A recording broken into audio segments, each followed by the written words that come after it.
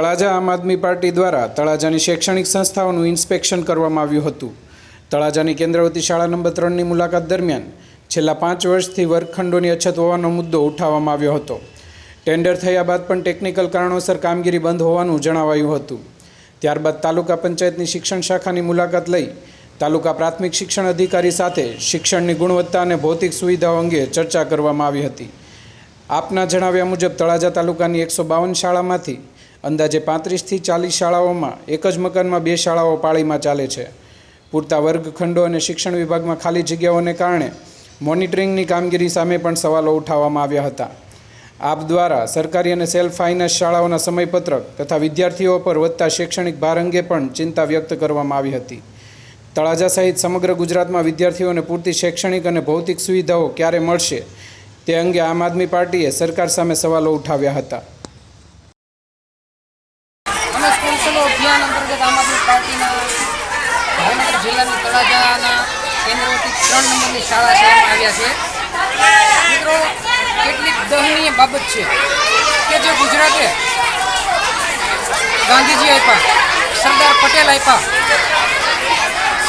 Supreme કોર્ટના ન્યાયાધીશો આપ્યા અને ભારત દેશના વડાપ્રધાન આપ્યા। એ ગુજરાતની સ્કૂલો તમે જોઈ શકો છો મારી પાછળ કે ગુજરાતનું ભવિષ્ય જે બાળકો ભણે છે તે પતરાની રૂમમાં ભણે છે। દેખાડો, આ તળાજા શહેરની કેન્દ્રવતી 3 નંબરની શાળા છે। એમના બાળકો ભણે છે પતરાવળી સ્કૂલમાં।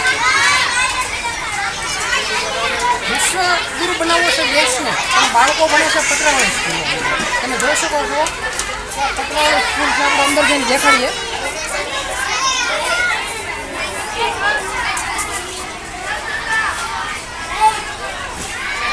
દેશને બનાવવો છે વિશ્વગુરુ, પણ બાળકો આટલી ગરમીમાં ભણે છે પતરાવળી સ્કૂલમાં। જો છેલ્લા કેટલા વર્ષથી આ કેન્દ્રવતી 3ની શાળાથી પાડી દેવામાં આવી છે, પરંતુ હજી સુધી બનાવવામાં આવી નથી।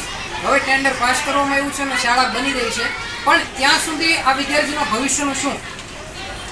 તળાજા શહેર સિટીની શાળાઓની હાલત હોય તો તળાજા તાલુકાની જે વિધાનસભાની અંતર્ગત આવતી શાળાઓ છે એમના શું હાલ હશે તમે જોઈ શકો છો કે આ બાળકોના ભવિષ્યમાં શું થશે। આ બાળકોના ભવિષ્ય વિશે કોનો વિચાર છે?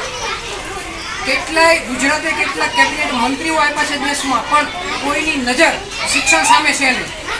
ભારતને બનાવવો છે વિશ્વગુરુ, પણ બાળકો ભણશે પતરાવળી સ્કૂલમાં। આવી રીતે બનશે દેશ વિશ્વગુરુ?